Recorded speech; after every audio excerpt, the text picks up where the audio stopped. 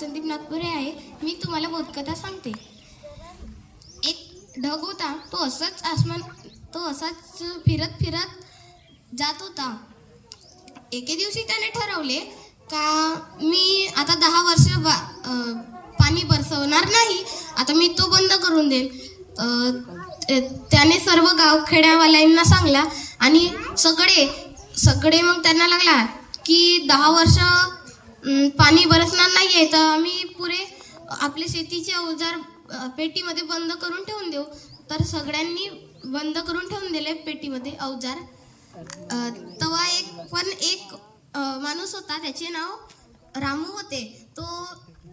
त्याला काही वाटले नाही. तो नेहमीप्रमाणे आपल्या शेत जुंपू लागला आणि जुंपता तवाच एक तो ढग आला आणि म्हटला की तू कशाला जुंपतेस, कारण मी तर 10 वर्ष पाणी बरसवणार नाही, तुझी मेहनत पूर्ण वाया जाईल. तो म्हणाला की जर मी 10 वर्ष हे शेत जुंपणार नाही तर मी विसरून जाईन. तेव्हा त्या ढगाला भीती वाटली आणि त्या ढगाला तेव्हाच पाणी बरसवणं सुरू करून दिले आणि त्या रामूची मेहनत वाया नाही गेली. तात्पर्य, कधीही मेहनत, कधीही कष्ट